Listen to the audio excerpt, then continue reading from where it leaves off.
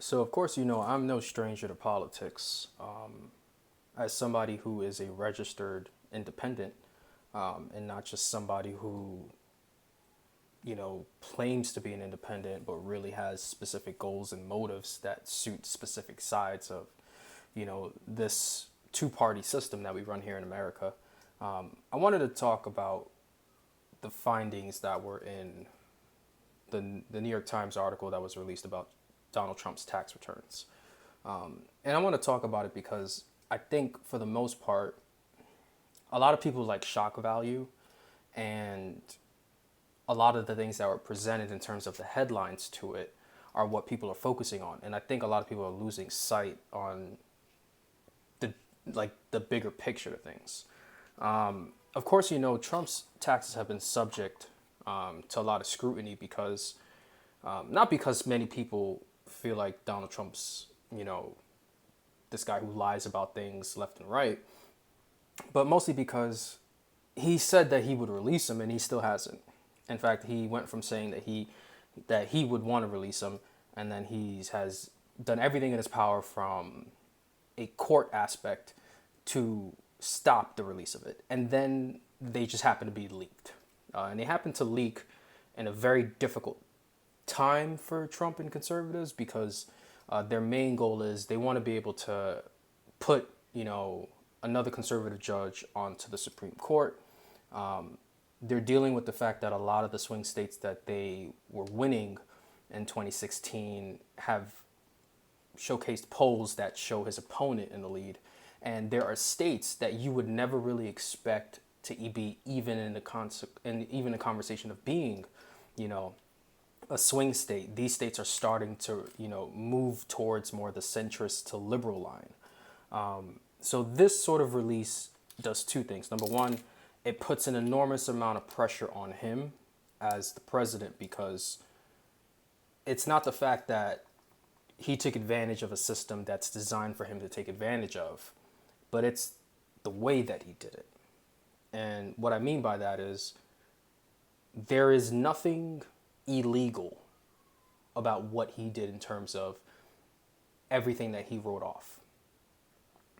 So when most people talk about the 750, yeah, I could see why he paid 750 because he told the government he was broke. That's essentially how it is. And that's essentially him telling the government for the last 15 years that he was broke. And the bigger problem with that is he's right. He is broke. And that's what happens when you don't pay a lot of taxes. You are not paying a lot of taxes because you are broke. But I think mostly the biggest thing about it that a lot of people are overshadowing is the Southern District of New York, which is putting Trump on charges of money laundering and bank fraud, are the ones that have been trying to seize his taxes. And that's the thing that a lot of people are not paying attention to. If Donald Trump is telling the US government that he's broke, but yet he's trying his best not to let these numbers be released, it's not because he's afraid of people finding out that he's broke. It's mostly because it further puts him in guilt when it comes to the Southern District of New York. And mostly it does that because there's no way a guy who's this broke can secure $500 million in loans from an international bank without propping himself up. It's one thing to tell your government you're broke and prove it in the numbers. It's one thing to use the fact that you aren't broke to seize an international loan. And when you look at these documents more and more and more, you see a very strange and worrying habit. And what I mean by that is you're looking at a guy who is taking out excessive mortgages, borrowing so much cash, propping up collateral, and he's digging himself further in the red money value wise. Donald Trump has $1.1 billion of debt on him. And he's been paying other countries for the properties that he has as a way to see if that he can continue to cash in on those investments outside. And when you look at everything, it makes perfect sense why he wanted to become president. All these exchanges that he's done, and I look at it and I see why exactly he's angry, and more importantly, I see why he resented Barack Obama so much.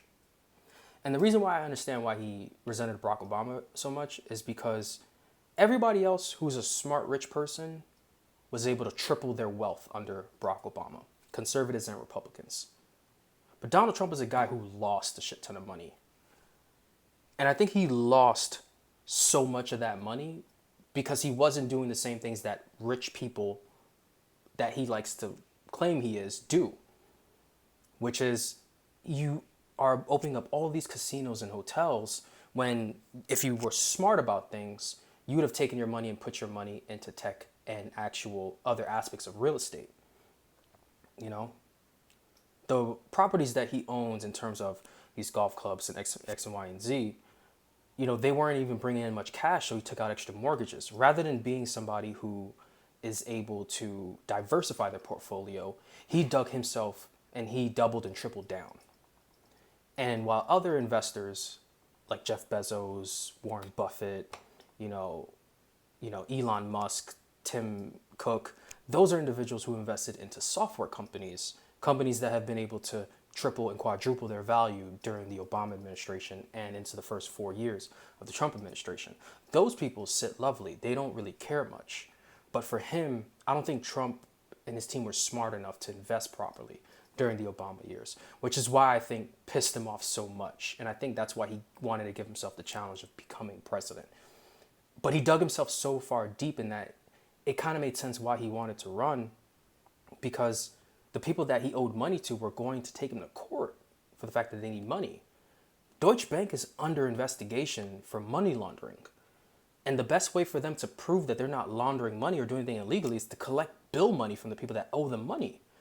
If Donald Trump is somebody that owes Deutsche Bank $500 million and he can't even produce the first payment, it made perfect sense why he would want to become president. Because once he becomes president, he's no longer a private citizen. He's somebody who's in office.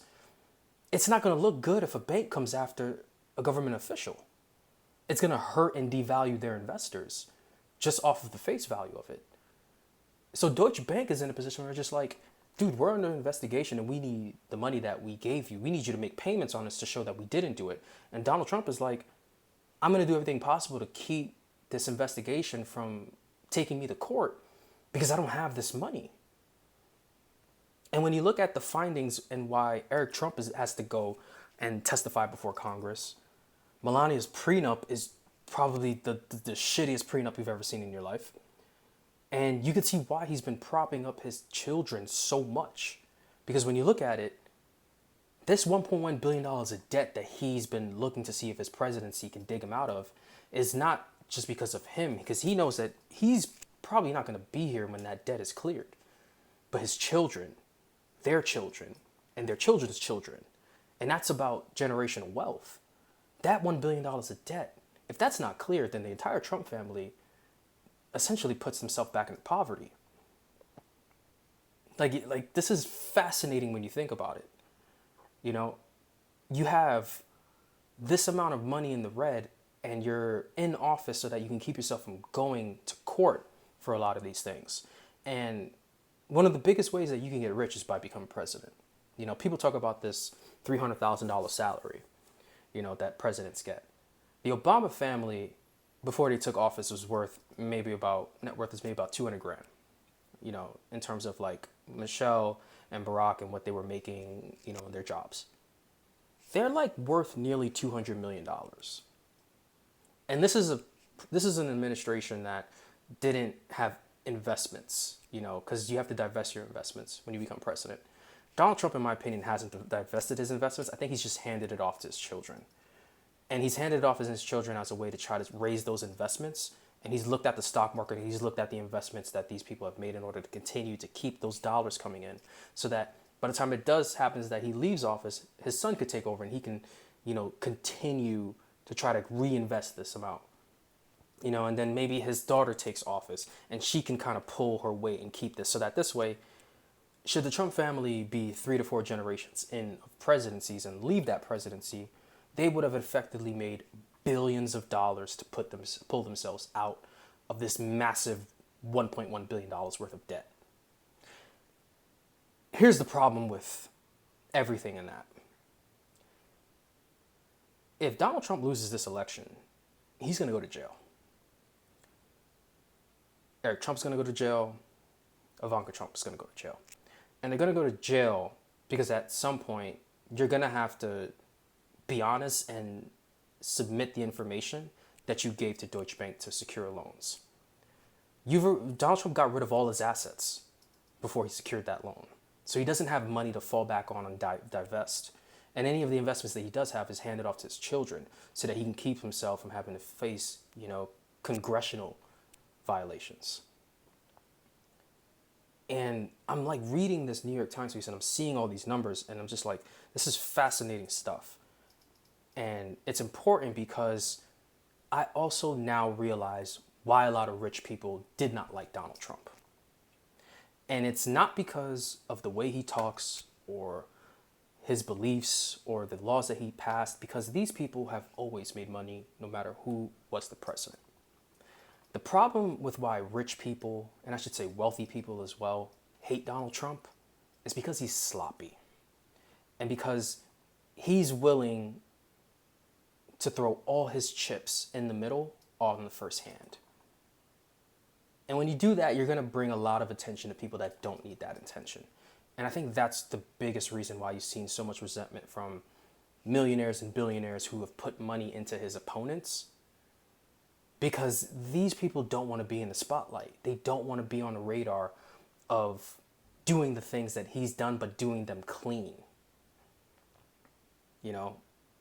It makes perfect sense why now he ran for office, why he opposed the previous administration, and why he's doing his best to kind of prolong things and pray and hope that his base votes in, his children to take over this country.